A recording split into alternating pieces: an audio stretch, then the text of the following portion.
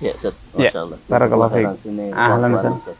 Ustaz. Kita kan ini banyak teman-teman yang tergabung menjadi relawan, Ustaz. Ya, Dan kita butuh banyak nasihat, banyak butuh ilhaman rohani agar di lapangan kita juga selalu kuat dan terus untuk memberikan manfaat buat umat.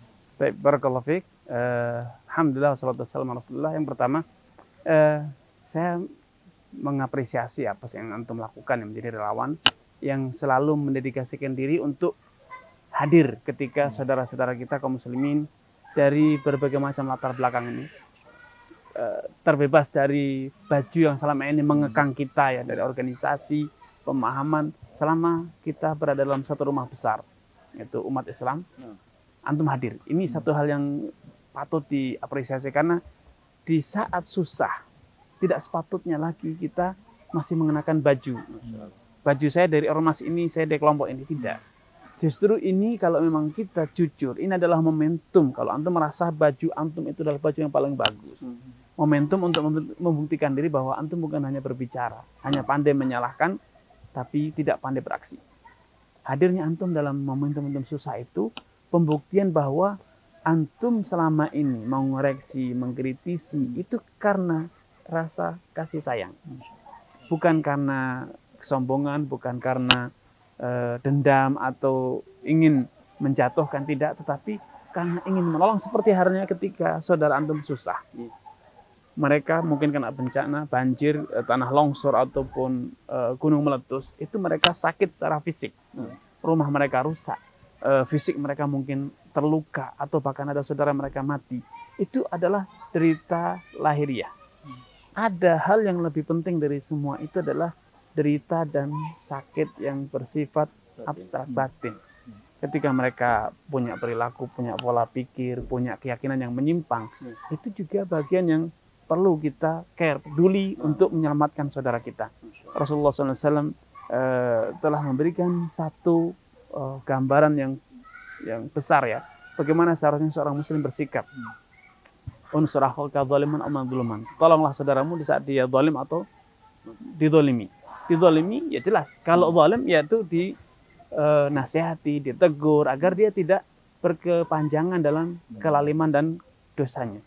Rasulullah SAW juga bersabda, man kana yu'minu billahi wa man arada bahbuhatal jannah. Siapapun yang terobsesi untuk mendapatkan surga yang lapang dan dijauhkan dari neraka, maka syaratnya dua. Pertama, beriman kepada Allah Subhanahu wa taala sampai akhir ayatnya, dan yang kedua adalah memperlakukan saudaranya sebagaimana memperlakukan diri sendiri. Sebagaimana kita tidak mau saudara kita sakit, kena bencana, kita pun tidak rela kalau saudara kita sakit dan terkena bencana. Sebagaimana kita juga tidak mau kalau kita terjerumus dalam neraka, kita juga tidak rela. Itu spirit yang harus kita hidupkan, ya.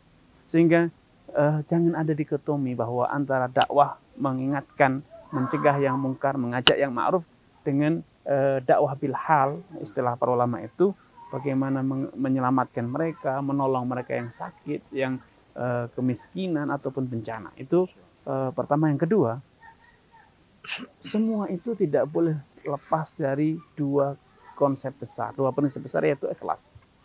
Kita berdakwah, kita amar ma'ruf munkar harus ikhlas, dan kita menolong saudara kita pun juga harus ikhlas.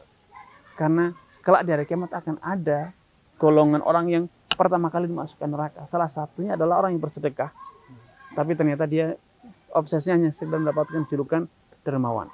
Yang lain lagi adalah orang yang membaca Al-Quran, mengajarkan ilmu, obsesinya hanya sekedar untuk dikatakan dia sebagai seorang alim. Yang satu berjihad, dia tidak karena lillah, tapi karena ingin dikatakan sebagai seorang pemberani.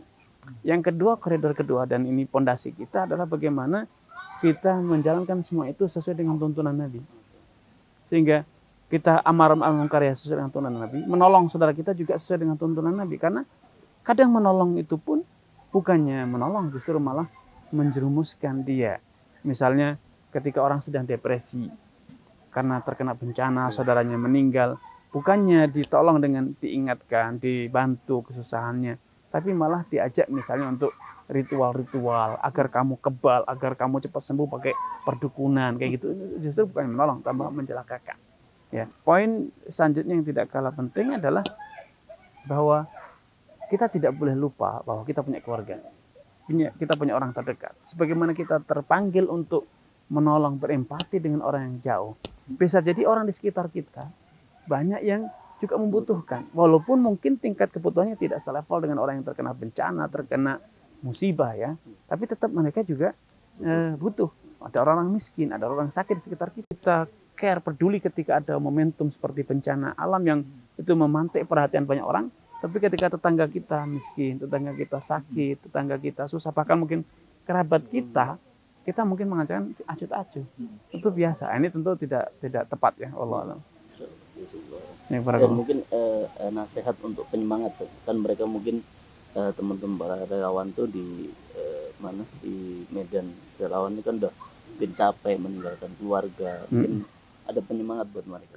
Ya, kalau masalah capek menjauh dari keluarga, bahkan keluar finansial ya, tenaga dan lain sebagainya, itu memang konsekuensi dari kita sebagai relawan, sebagaimana orang yang berjihad, konsekuensinya terbunuh, terluka, keluar dana untuk berangkat jihad, belum tentu nanti menang, kadang masih harus kalah, belum tentu nanti diapresiasi oleh orang lain, bisa jadi malah dicibirkan, belum tentu nanti di lapangan terjadi sinergi antar sesama relawan. Tentu ini membutuhkan psikologi yang luar biasa ya. Karenanya apresiasi orang, kemudian juga pengakuan orang itu tidak sepatutnya ada dalam diri kita. Diakui tidak, yang penting kita hadir, asalkan apa yang kita lakukan itu baik, apa yang kita lakukan itu benar, maka itulah spirit yang sebetulnya yang harus kita jaga. Bukan karena apresiasi atau pengakuan orang. Yang diantara yang menjadi spirit adalah kaifa ma tadinu tudan. Wallahu fi aunil abdi madamal abdu fi auni akhi. Sebagaimana kita hadir ketika saudara kita kesusahan, maka Allah akan hadir tatkala kita mengalami kondisi yang sejenis. Yaitu tatkala ini menjadi spirit bagi kita. Karena hidup ini pasang dan surut. Saat ini kita aman, saat kita mudah. Bisa jadi besok kita yang akan mengalami kondisi yang serupa, walaupun tidak sama ya. Sebagaimana kita menolong saudara kita, maka dengan izin Allah, Allah pun akan menolong kita. Bukan manusia loh ya. Dalam hadis ini Nabi tidak mengatakan bahwa kalau kamu menolong saudaramu, maka saudaramu yang akan menolong. Tidak. Tapi Allah yang akan, bukan umum.